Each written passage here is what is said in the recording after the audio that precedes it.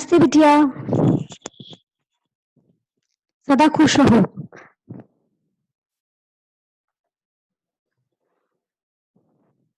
Myself, Dr. Alka Jain, Associate Professor and HOD in the Department of Community Medicine, Faculty of Homeopathic Science, Jyoti Vidyapeeth, Women's University.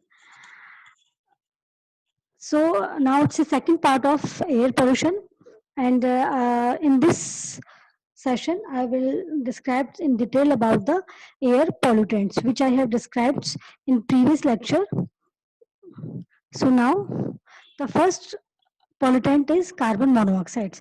The carbon monoxide is one of the most common and widely distributed air pollutants. It is a product of incomplete combustion of carbon containing materials such as automobiles, industrial process, heating facilities, and incinerators.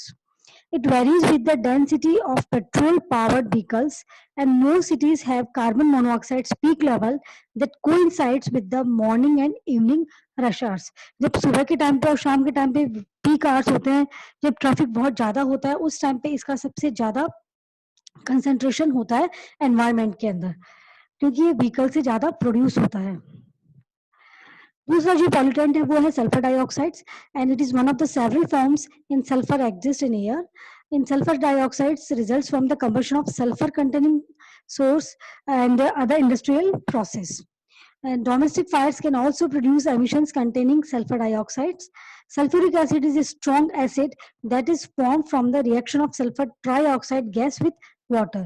So sulfur के बहुत सारे forms होते हैं environment के अंदर, sulphur monoxide, sulphur dioxide and sulphuric acid, which is a strong acid that is formed from the reaction of sulfur trioxide gas with water.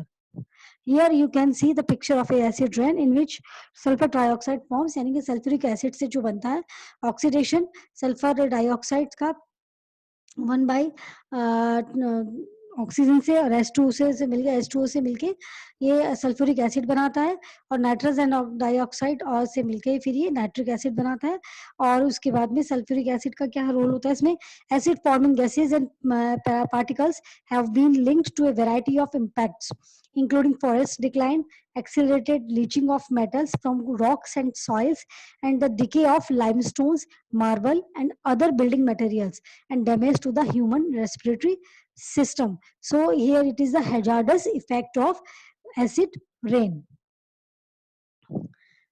In acid rain, it contains high level of sulfuric or nitric acids, contaminate drinking water and vegetations, damage aquatic life, erode buildings, alters the chemical equilibrium of some soils. So these are the side effects, or you can see the harmful effects of acid rain. Here in the picture you can see this is a monuments, and after the effects of acid rain, here you can see the all the outer part is eroded, and here in the forest it produces very harmful effects. And the next pollutant is lead. The combustion of alkyl lead additives in motor fuels accounts for the major parts of all lead emissions into the atmosphere. The degree of air pollution from this source differ from the country to country, depending on motor vehicle density and efficiency of effort to reduce the lead control of petrol. So जैसे कि first जो carbon monoxide और dioxide जो बताया था वो भी motor vehicle से ही प्रोड्यूस होता है, और जो मेनली लेड होता है वो भी व्हीकल से ही प्रोड्यूस होता है. और ये डिपेंड करता है कि किस कंट्री में और किस कंट्री के किस पार्ट में व्हीकल्स का कितना यूज हो रहा है, डेंसिटी कितनी है उनकी, और उस जो क्या एफर्ट्स किए जा रहे हैं to reduce the lead control of petrol.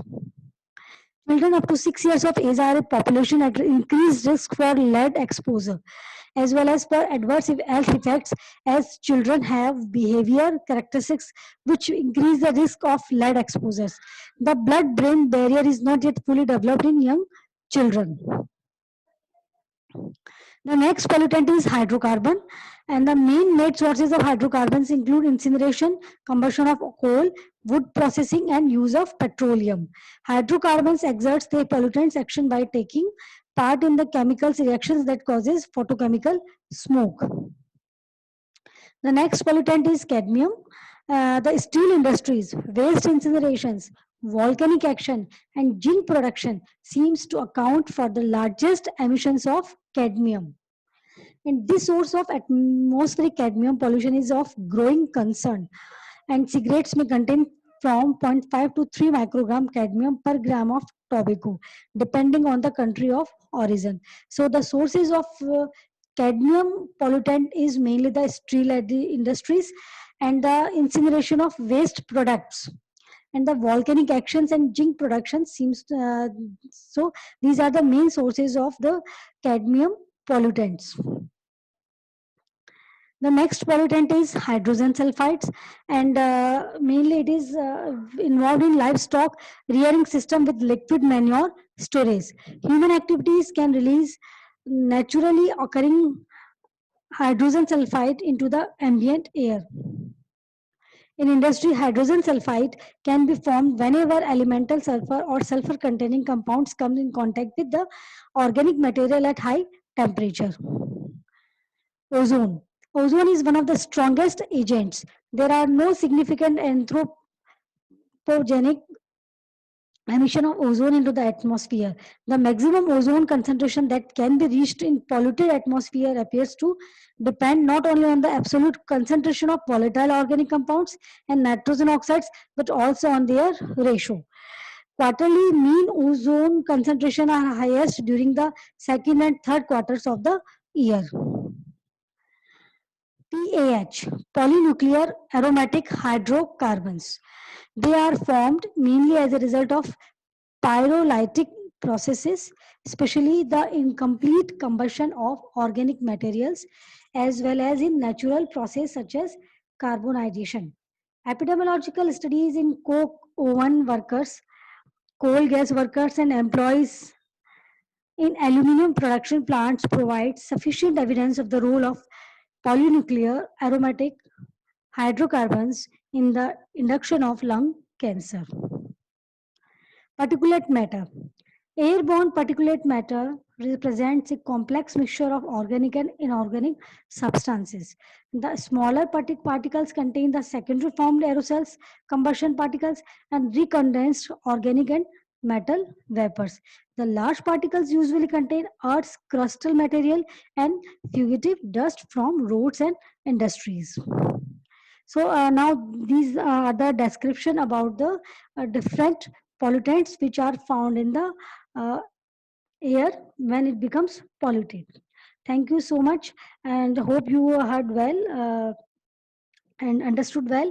And if there is any query, please mention in the comment box. And this session is powered by Digital Version 2.0 Jyoti Vidyapeeth Women's University, Jaipur. Thank you.